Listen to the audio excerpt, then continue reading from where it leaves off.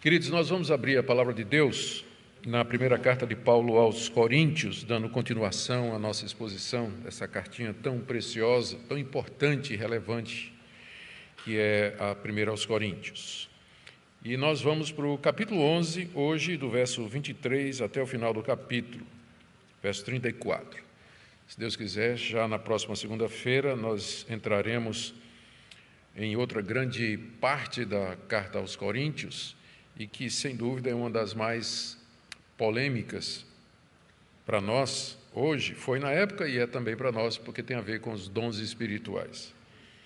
E aí, então, nós vamos ter a oportunidade aqui para falar bastante sobre essa questão dos dons espirituais. Muito bem. Vou falar nisso, só para descontrair um pouquinho, né? Tratando de dom espiritual, aí me xingou no Twitter dizendo, ele é sensacionalista. Queria dizer sensacionista, né? Aí me chamou de sensacionalista. Quando eu pensei que não podia ficar pior, hoje outro me xingou dizendo, lamentável, que ele é super sensacionalista. Então, eu devo estar muito ruim mesmo. Vamos lá. 1 Coríntios, capítulo 11, a partir do 23. Verso 23 até 34. Porque eu recebi do Senhor o que também lhes entreguei, que o Senhor Jesus, na noite em que foi traído, pegou um pão e, tendo dado graças, o partiu e disse, isto é o meu corpo que é dado por vocês, façam isso em memória de mim. Do mesmo modo, depois da ceia, pegou também o cálice, dizendo, esse cálice é a nova aliança no meu sangue, façam isso todas as vezes que o beberem em memória de mim. Porque todas as vezes que comerem esse pão e beberem o cálice, vocês anunciam a morte do Senhor até que ele venha. Por isso, aquele que comer o pão ou beber o cálice do Senhor, indignamente será réu do corpo e do sangue do Senhor. Que cada um examine a si mesmo, e assim coma do pão e beba do cálice, pois quem come e bebe sem discernir o corpo, come e bebe juízo para si. É por isso que há entre vocês muitos fracos e doentes, e não poucos que dormem, porque se julgássemos a nós mesmos, não seríamos julgados. Mas, quando julgados, somos disciplinados pelo Senhor, para não sermos condenados com o mundo. Assim, meus irmãos, quando vocês se reúnem para comer, esperem uns pelos outros. Se alguém tem fome, que coma em casa, a fim de que vocês não se reúnam para juízo. Quanto às demais coisas, eu as ordenarei quando forem. Vamos orar, pedindo a direção de Deus para a compreensão da sua palavra. Sim, Pai, nós estamos diante da Escritura e nós podemos perceber a relevância, a importância daquilo que nós acabamos de ler. Ajuda-nos a entender a ceia do Senhor e sempre participar dela com a atitude correta. Nós pedimos ao Pai que o Senhor nos corrija e nos oriente com respeito a essa doutrina tão importante, que é a doutrina das ordenanças ou dos sacramentos que o Senhor deu à igreja. É o que nós pedimos em nome de Jesus. Amém. Queridos, na mensagem anterior nós vimos o apóstolo Paulo tratando a respeito da festa do amor. A festa do amor era o nome que se dava, em grego ágape, era o nome que se dava à confraternização que os cristãos faziam, os cristãos de uma cidade faziam no mesmo lugar, imitando aquilo que aconteceu na noite em que Jesus foi traído, em que durante a festa da Páscoa ele estabeleceu a ceia do Senhor. Então, a Igreja Apostólica seguiu o mesmo padrão e os cristãos se reuniam uma vez a cada 7 dias, talvez, a periodicidade não é clara na Bíblia, mas com o objetivo de celebrarem juntos, terem uma refeição juntos e, em seguida, ministrar a ceia do Senhor. E havia, infelizmente, muitos abusos durante essa festa, conforme nós vimos. Havia pessoas que comiam antes das outras, o alimento que era trazido, cada um trazia seu próprio alimento e também alimento para dividir com os pobres da igreja. Mas alguns comiam antes, os pobres acabavam sem comer, e havia aquela frustração, havia todo tipo de sentimento ruim numa situação como essa, fora as divisões e as disputas que marcavam essas reuniões na igreja de Corinto.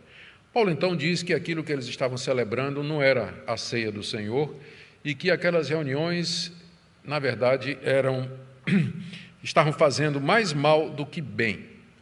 E ele, então, dá algumas orientações e agora veremos o princípio teológico que ele emprega para resolver de vez aquela situação toda.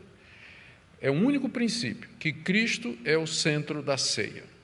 E era exatamente isso que estava sendo perdido de vista ali, na hora que eles estavam focados em comer, focados em beber, nas discussões e completamente ignorando uns aos outros. Então, Cristo já não era mais o centro da ceia e, portanto, ela não fazia o menor sentido, como o apóstolo Paulo disse aqui.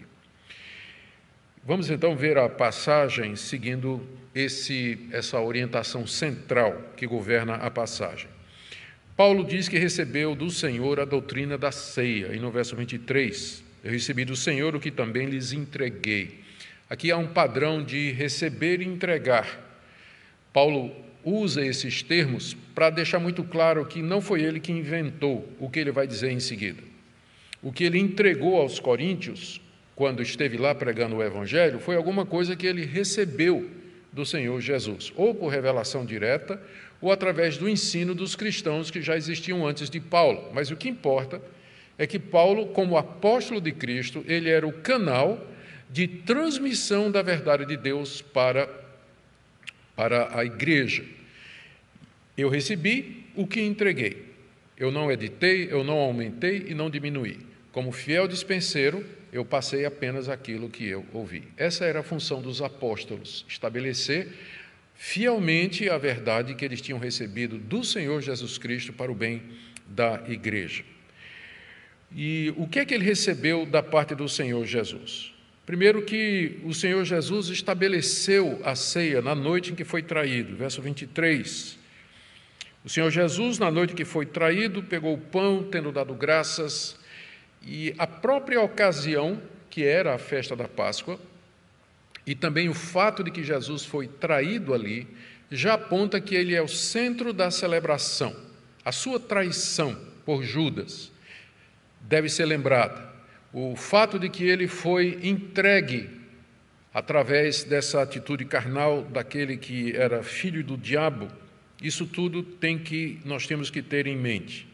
Mas o mais importante é que os elementos apontam para a pessoa de Cristo e para a sua obra. Ele diz aí no verso 23 que o Senhor Jesus, durante aquela ocasião, durante a festa da Páscoa, na mesma noite em que ele foi traído, ele pegou um pão e, tendo dado graças, o partiu e disse: isto é o meu corpo que é dado por vocês, façam isso em memória de mim. O pão, portanto, ele aponta para o corpo de Cristo. Ele aponta para o corpo de Cristo e é isso que ele representava. Nada mais do que isso, mas também nada menos. Quando Cristo diz, isto é o meu corpo, essa expressão causou grande polêmica na igreja. A interpretação dela, na verdade, causou grande polêmica na igreja, especialmente depois da Reforma Protestante. Os reformadores estavam de acordo com muitas coisas, com quase todas elas. Mas na questão da ceia é que houve a primeira grande discussão e a primeira grande divisão em torno da interpretação dessa expressão de Cristo aqui, que Paulo fielmente está transmitindo. Isto é o meu corpo. O que é que isso quer dizer? Lutero entendia que isso deveria ser interpretado literalmente, que o pão é o corpo de Cristo. Não no sentido da Igreja Católica, porque todos os reformadores rejeitaram a doutrina católica da transubstanciação, que o corpo, que o pão, que os elementos se transformavam verdadeiramente no corpo e no sangue de Cristo. Mas Lutero entendia que não se podia espiritualizar essa passagem. Isto é o meu corpo. Não dá para tomar isso no sentido espiritual, porque vai perder a força. Então, Lutero queria alguma coisa que não fosse a doutrina da Igreja Católica, mas que também não fosse uma espiritualização. Então, ele chegou à doutrina que a gente chama de consubstanciação. Cristo estava fisicamente presente nos elementos, mas não a ponto de que os elementos se transformavam, como na doutrina católica, no pão, no corpo e no sangue de Jesus. Já Zwinglio que é da época de Lutero, e teve discussões com Lutero a respeito disso, Zwinglio entendia o contrário, que isso aqui tem que ser interpretado figuradamente. Isto é o meu corpo, isso é uma figura, isso não pode ser literal. E que, portanto, Cristo não está presente em nenhum sentido na ceia, porque nós fazemos em memória. É uma celebração que a gente faz para se lembrar dele, não há uma presença real de Cristo aqui. Mas quem matou a charada, naturalmente, foi João Calvino, né? A segunda geração de reformadores. Calvino não foi contemporâneo de Lutero, né? Muita gente pensa que eles viveram na mesma época. Não, Calvino nunca encontrou com Lutero, ele é da segunda geração. E ele, consciente de toda essa discussão, ele chegou a essa interpretação, que é a interpretação das igrejas de linha reformada, de que Cristo está presente, sim, mas Ele está presente espiritualmente. Ele está presente espiritualmente. Nós não podemos interpretar essa passagem literalmente, mas, de qualquer forma, existe algum sentido em que o pão e o cálice são o corpo e o sangue de Cristo. E esse sentido só pode ser um sentido verdadeiramente espiritual. Então, Calvino ficou ali no meio, ensinando a presença espiritual de Cristo na ceia do Senhor. Essas foram as principais interpretações no período da Reforma com respeito a essa declaração do Senhor Jesus aqui: isto é o meu corpo que é dado por vocês. Corpo que é dado por vocês, o meu corpo que é entregue como sacrifício e como oferta a Deus no lugar de vocês. Vocês é que deveriam morrer naquela cruz, vocês é que deveriam ser sacrificados, porque vocês é que são os pecadores. Mas Cristo nos substitui e Ele morre na cruz no nosso lugar, e é isso que o pão representa. Ele diz no final do verso 24, façam isso em memória de mim. E com isso Cristo institui essa celebração como permanente na igreja.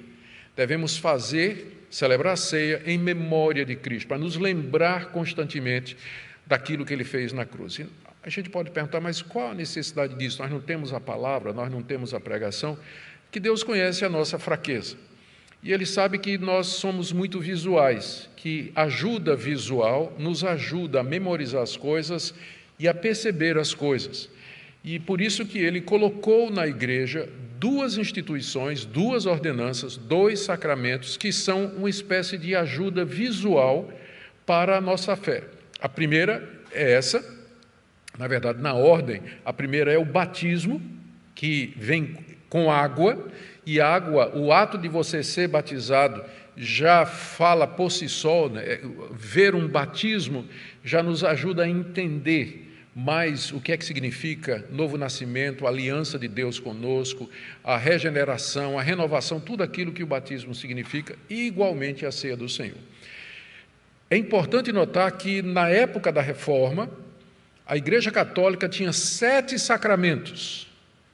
Os reformadores todos disseram que só tem 2 sacramentos que estão na Bíblia, que é o batismo e a ceia do Senhor. A Igreja Católica tinha acrescentado confirmação, confissão ao padre, extrema-unção, ordens e matrimônio.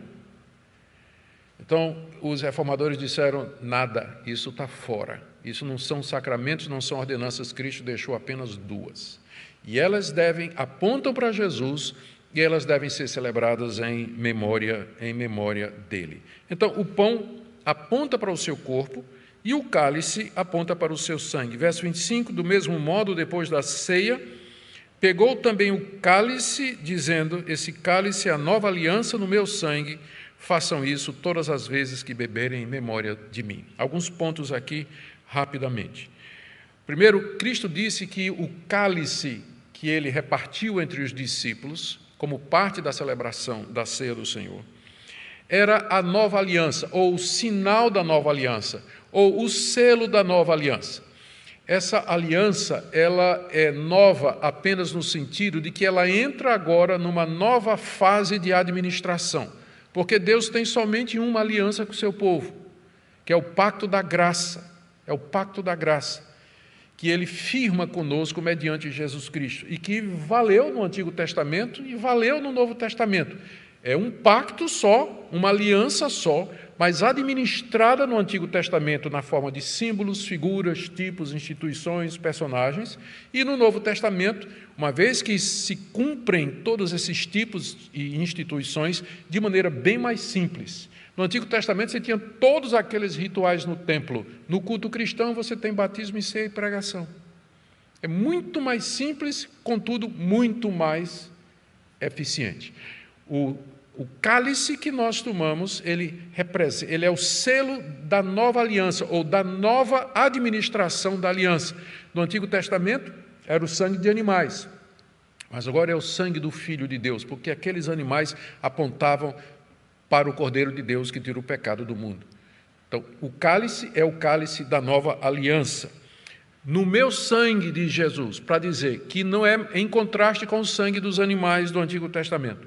Façam isso todas as vezes que beberem em memória de mim. Ele repete a mesma coisa que disse lá quando celebrou ou quando falou a respeito do pão.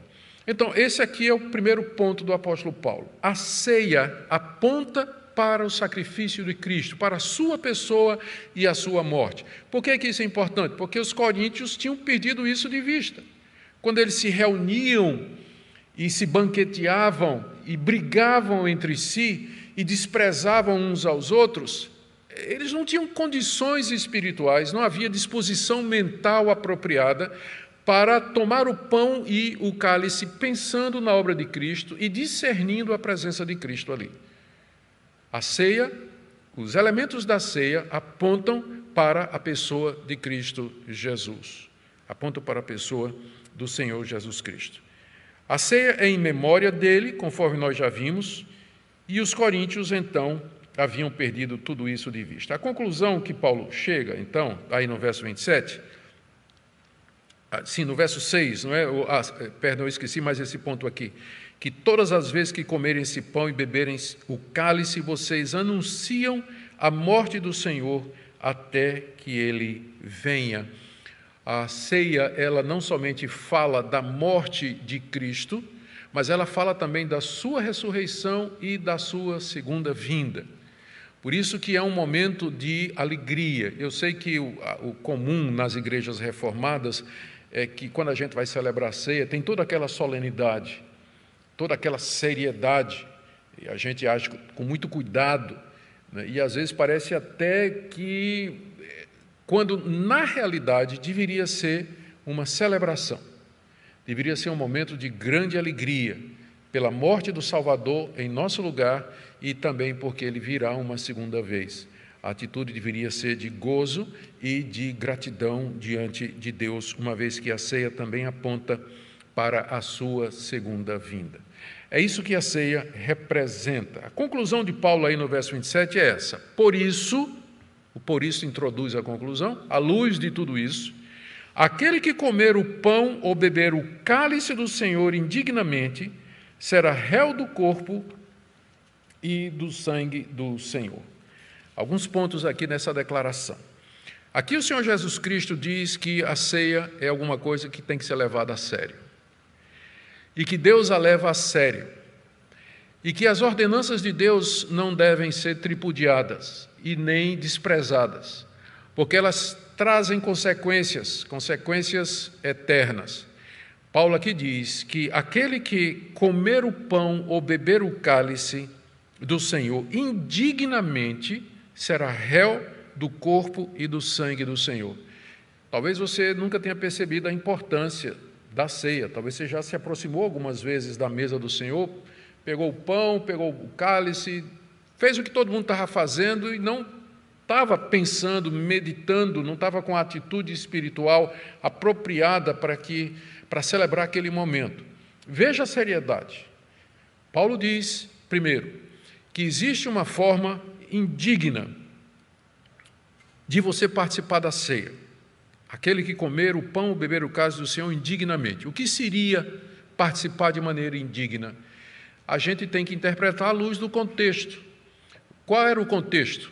Era um contexto em que os coríntios se aproximavam da ceia com o coração cheio de amargura, de rivalidade, de disputas, de confusão, brigando uns com os outros, alguns bêbados, alguns tinham tomado o vinho demais durante a festa do amor, ou seja, a atitude completamente inapropriada para a celebração da ceia.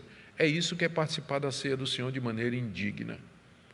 E o castigo, aliás, a consequência disso, Paulo diz aqui, é que essa pessoa se torna réu do corpo e do sangue de Jesus. Ela se torna culpada da morte de Cristo, como Judas, como os sacerdotes e os fariseus e os escribas, como Pôncio Pilatos e como os romanos que penduraram Jesus na cruz e aqueles soldados que o atravessaram com pregos. Você se torna réu, culpado da morte de Cristo. Você consegue pensar numa coisa mais séria do que essa? Você se torna culpado de ter crucificado Jesus Cristo, de tê-lo morto. É isso que acontece quando se participa de maneira indigna da ceia do Senhor. Isso pode ser alguma coisa, pode parecer alguma coisa muito grave e séria, mas nós vamos ver aqui a argumentação de Paulo em seguida, exatamente para impedir que aquilo acontecesse ou continuasse a acontecer na igreja de Corinto. O que é que os coríntios deveriam fazer?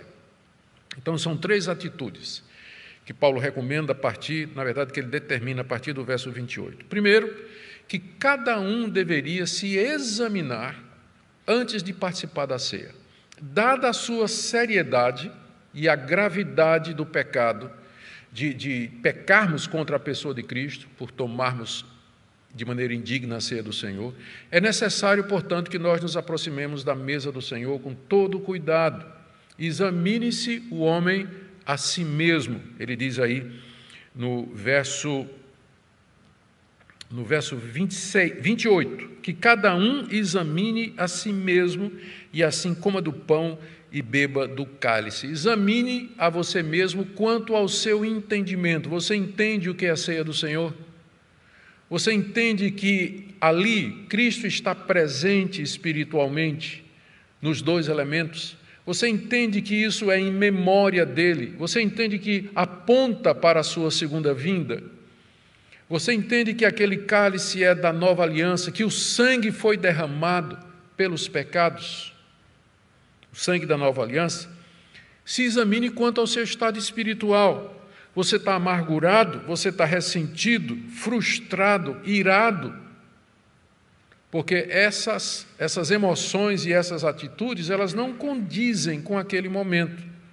O momento em que nós vamos nos aproximar de Deus e participar dessa ordenança que aponta para a morte do seu filho exatamente por conta desses pecados.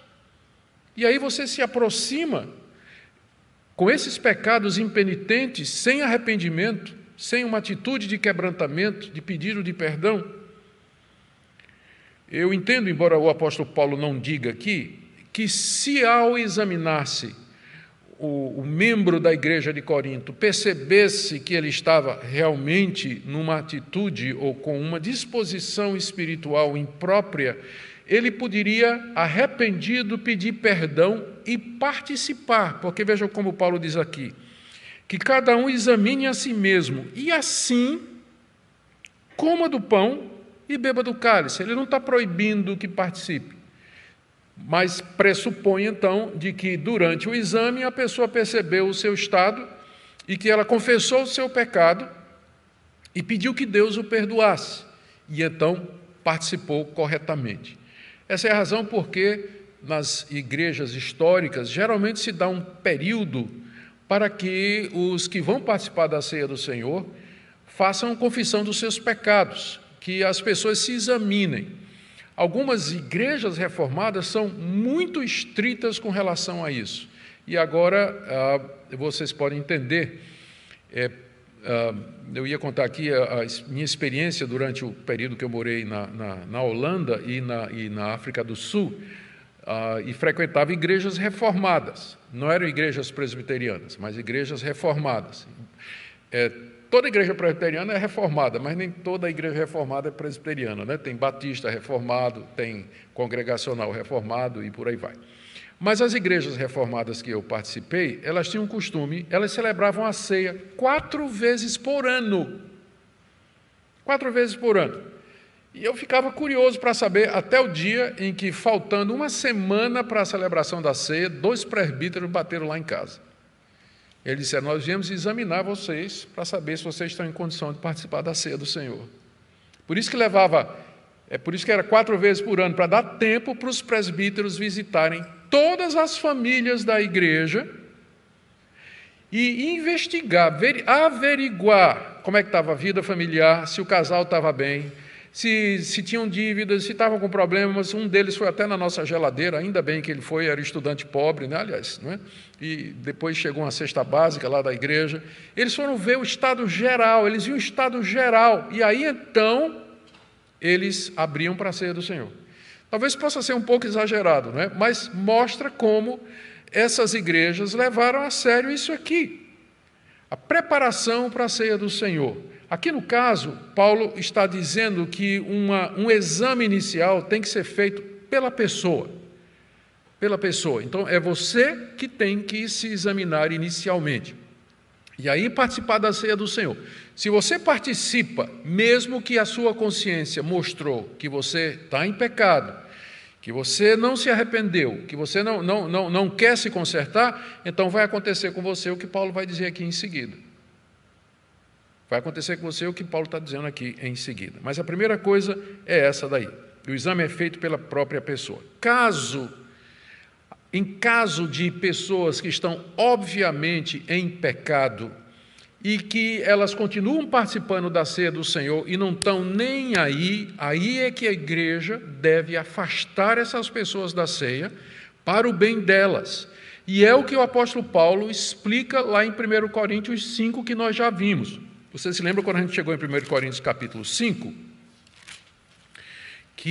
Onde Paulo trata do problema de um membro da igreja que estava vivendo com a sua madrasta. Era um caso de imoralidade público. Caso público. E Paulo, então, manda que aquele membro da igreja seja disciplinado. E no final do capítulo 5, o apóstolo Paulo diz assim, a partir do verso 9, na outra carta escrevi a vocês que não se associassem com os impuros. Me refiro com isso não propriamente aos impuros desse mundo, aos avarentos, ladrões ou idólatras, pois nesse caso vocês teriam de sair do mundo. Mas agora escrevo a vocês que não se associem. O que quer dizer não se associar? A coisa que vem à mente é exatamente aquelas festas em que todos os membros da igreja participavam juntos, estavam juntos e comiam juntos.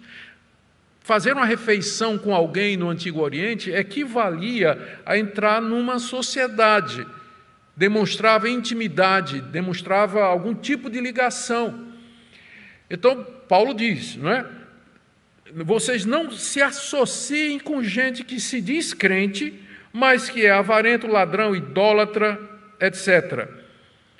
Com esses, final do verso 12, olha, nem mesmo comam com alguém assim. Ele não está falando assim, do tipo, não abra sua casa para essa pessoa almoçar com você. Não, o comer aqui é o comer a ceia, é participar daquela festa comunal com os irmãos. Porque se ele participasse, estaria com isso dizendo que está tudo bem. Ele está aceito na comunidade mesmo vivendo em pecado. Daí, então, essas passagens elas são usadas por algumas igrejas históricas, para aplicar a pena de suspender um membro da ceia do Senhor quando ele está vivendo em pecado e ele não deseja se arrepender. Se o caso é muito grave e público, ele é logo expulso, né? Ele é disciplinado, ele é excluído da vida da igreja. Mas antes de fazer isso, algumas igrejas primeiro suspendem da ceia do Senhor para o bem dele, para que a situação dele não fique pior, como Paulo diz a partir do verso 29. Quem come, olha o que é que diz o verso 29, quem come e bebe sem discernir o corpo, come e bebe juízo para si. O que é discernir o corpo? 2 interpretações. Quem come e bebe sem discernir a unidade do corpo, a igreja é chamada o corpo de Cristo, E o problema, um dos problemas que estava acontecendo, era exatamente que essa unidade estava fragmentada pelas divisões que se manifestavam quando os coríntios se reuniam. Então, quando deveria haver união do corpo de Cristo, estava havendo divisão. Então, eles não estavam discernindo o corpo de Cristo, estavam dividindo o corpo de Cristo com todos aqueles partidos, né, todas aquelas facções. Essa é a primeira possibilidade. Mas o contexto mais imediato requer a outra interpretação, que o corpo aqui é o corpo de Cristo. Uma vez que ele já falou, isso é meu corpo, essa é a regra geral de interpretação, né? Quando você vai pegar uma palavra, vê como é que ela é usada no contexto imediato. E essa palavra foi usada poucos versículos antes, para registrar o que Jesus disse, isso é o meu corpo. Então, quando Paulo diz, quando você come sem discernir o corpo, ou seja, quando você come o pão e bebe o cálice sem perceber, sem discernir ali, discernir espiritualmente a presença do corpo de Cristo e do sangue de Cristo, então você está profanando a ceia do Senhor e você, nas palavras de Paulo aqui, come e bebe não graça, não perdão e não misericórdia, mas juízo para você. Você está comendo e bebendo juízo para você, quando você participa sem discernir, sem entender, sem perceber a presença de Cristo ali. Essa, inclusive, é uma das razões pelas quais a gente não dá ceia à criança, porque aqui está claramente requerido que quem vai participar, ele tem que discernir, exercer um ato de compreensão teológica e espiritual de que aquilo ali é a presença espiritual de Jesus Cristo. É a presença espiritual de Jesus Cristo. Por outro lado, quando uma criança já está na idade em que ela compreende isso, ela deveria ser admitida. Uma vez que ela entende, uma vez que ela dá mostras de que ela já percebe, ela compreende ali o que é que a ceia significa, então ela já pode participar da ceia do Senhor, naturalmente, não é? Professando a sua fé, em algumas tradições sendo batizada. Então essa é a razão para o autoexame, no verso 29, para evitar que a pessoa comesse e bebesse juízo para si, que era o que já estava acontecendo. Olha o que é que Paulo diz nos versos 30 a 32. É por isso que há entre vocês muitos fracos e doentes, e não poucos que dormem. É por isso que há entre vocês muitos fracos e doentes, e não poucos que dormem. Dormir aqui é morrer. É morrer. A expressão dormir é usada no Novo Testamento com frequência para a morte dos crentes. Não porque eles perdem a consciência, mas porque para nós a morte é como sono, porque a gente vai acordar. Não tem nada a ver com perder a consciência. A Bíblia é clara de que quando a gente morre, a gente continua consciente, sim, ou no céu ou no inferno. Mas a morte para o crente é como sono, porque a gente morre, mas a gente ressuscita, a gente acorda do sono da morte, para a glória de Deus. Mas o que estava acontecendo? Deus estava julgando a igreja de Corinto. E como é que Deus estava julgando a igreja de Corinto, que estava profanando a ceia do Senhor? Mandando fraqueza, doença e até, eu ia dizer a palavra matando, mas é feio, né? Mas muitos ali já tinham ficado doentes e fracos e tinham morrido como resultado do juízo de Deus sobre eles. E tem gente ainda que acha que o Deus do Novo Testamento é diferente do Antigo, né? O Deus do Antigo Testamento é muito severo, é muito brabo, né? Faz juízos e traz castigos. Você nunca leu o Novo, não? Nunca leu o Novo Testamento, não? Nunca leu a história de Ananias e Safira? Você nunca leu aqui o que estava acontecendo na igreja de Corinto? O juízo de Deus sobre a igreja. Mas esse negócio de doença é do diabo. Esse negócio de fraqueza e tudo é coisa do inimigo. Eu não aceito, decreto que não existe nada. Sai! Mas olhe direitinho, às vezes é Deus. Olhe direitinho antes de você dizer que é coisa do diabo, porque às vezes é o próprio Deus que está fazendo isso, está julgando o seu povo. O povo que menospreza as suas ordenanças, as coisas santas de Deus são tratadas da forma errada, e Deus reage a isso. E ele faz isso, Paulo diz aqui, porque nós deixamos de fazer a nossa parte. Verso 31, porque se julgássemos a nós mesmos, não seríamos julgados por Deus. Se a gente fizesse aquilo que Paulo disse, examine-se antes de você participar. Não participe levianamente, mas examine-se antes de participar. Se a gente se julgasse, porque se examinar é fazer um autojuízo, você julga se você está em condições ou não de participar, à luz da palavra de Deus. Se a gente fizesse isso, se a gente se julgasse, a gente não seria julgado por Deus. Deus só faz isso quando nós deixamos de fazer aquilo que Ele nos mandou. Mas a misericórdia de Deus é tão grande, olha o verso 32. Mas, quando julgados por Deus, somos disciplinados pelo Senhor para não sermos condenados com o mundo. Nós estamos falando aqui de gente crente, de gente que é filho de Deus, e que Deus castiga não para condenar juntamente com o mundo, mas castiga exatamente para não ter de nos condenar com o mundo. Quando a gente não se examina e não se julga, Deus faz isso como um pai bondoso. O pai espera que a criança de uma certa idade, ele tenha noção do que é o certo e o que é o errado e ande pelo caminho correto, que a criança exerça a sua capacidade de entender o que é certo e o que é errado. Quando a criança não faz, o pai vai lá e faz, para o bem dela, para ela não cair nas consequências de uma decisão errada e não colher o fruto amargo de uma escolha equivocada e pecaminosa. Então, porque Deus nos ama, Ele nos disciplina. Ele nos castiga, como um pai corrige o seu filho, exatamente para que a gente não seja condenado com o mundo. Deus vai condenar o mundo, mas os seus filhos não serão condenados com o mundo.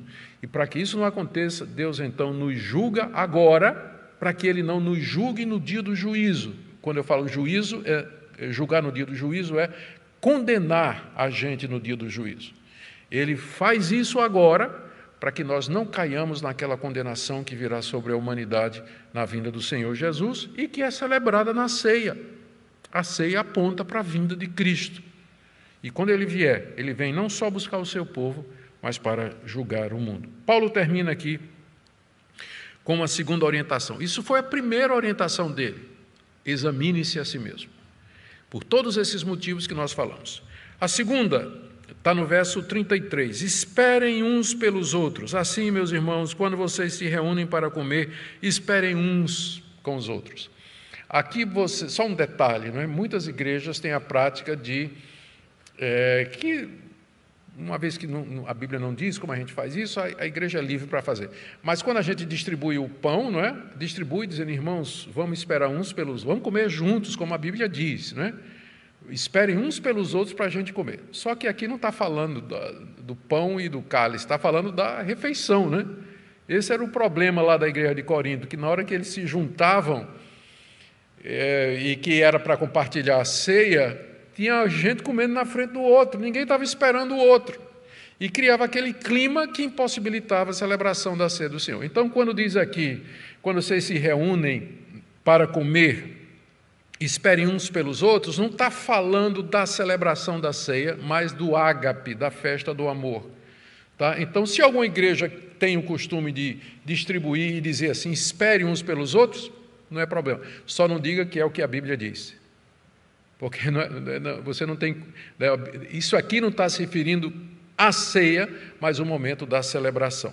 Então, Paulo diz... Esperem uns pelos outros quando vocês se reúnem naquele banquete para comer. E a terceira orientação, que vergonha, né? Verso 34, se alguém tem fome, come em casa.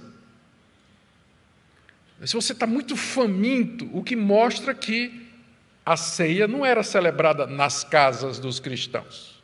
Como eu falei da última vez, tem gente que defende que a igreja, né, só pode existir em casas.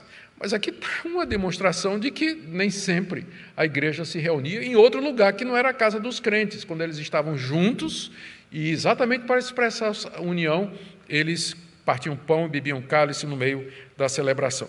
Mas Paulo diz, se alguém tem fome, que come em casa, a fim de que vocês não se reúnam para juízo.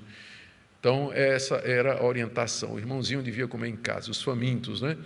E ir para a festa celebrar o ágape e a união e o amor entre os irmãos e a ceia do Senhor com a atitude correta. Deixa eu terminar aqui, queridos irmãos, algumas aplicações práticas.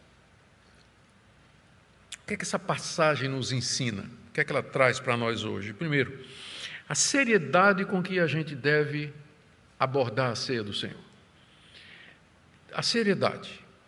Como crentes, individualmente, na hora de participar, eu não sei qual é a sua igreja, eu sei que há irmãos aqui de diferentes denominações, mas todas as igrejas evangélicas celebram a ceia do Senhor.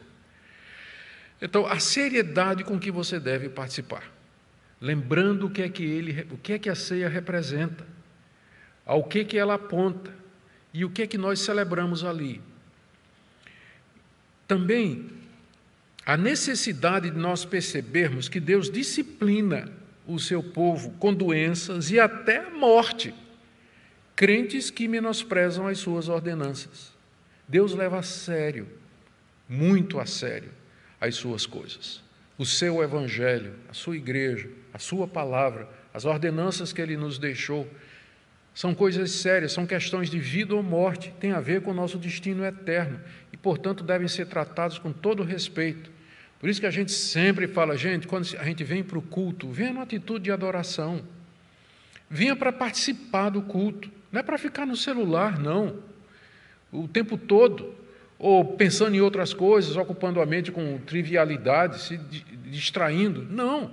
Estamos aqui na casa de Deus para celebrar a ceia do Senhor, para ouvir a pregação, participar do culto. E que coisa solene e séria, não é verdade? Então, Deus traz esse tipo de disciplina e castigo sobre o seu povo quando o povo se rebela contra ele. E por último, e gente, aqui eu creio que era o ponto mais sério, o dever dos líderes espirituais, o dever dos pastores e presbíteros de fazer com que a ceia seja celebrada da forma correta e com a atitude correta.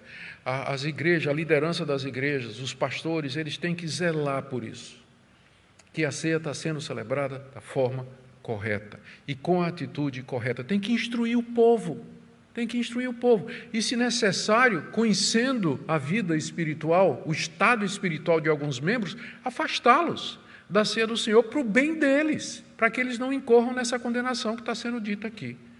Mas, infelizmente, a ceia é tratada de maneira mística, de maneira descuidada, é como se fosse apenas um ritual mecânico. As pessoas, tanto os líderes quanto os membros, às vezes não percebem a seriedade e a gravidade e a solenidade desse momento tão importante que é a celebração da ceia do Senhor. Espero que esse estudo ajude você a ter uma nova atitude com relação à ceia do Senhor. Na sua igreja, onde você congrega, que você participe com alegria, gratidão e com a atitude que a Bíblia requer de nós. Amém? Vamos orar. Pai querido, obrigado pela Tua palavra, obrigado pelas ordenanças do Senhor, pelo sacramento da ceia, e nós pedimos que o Senhor nos perdoe das vezes em que ministramos e participamos sem discernir o corpo. E pedimos ao Senhor que Tu tragas um avivamento espiritual no meio da Tua igreja, a igreja brasileira, para que todo verdadeiro crente, todo verdadeiro pastor, toda verdadeira igreja zele pelas Tuas coisas, pelo dia do Senhor, pelo culto, pela ceia, pelo batismo. Ó Deus, que tudo seja feito conforme Teu querer e Tua vontade. Ouve a nossa oração em nome de Jesus. Amém.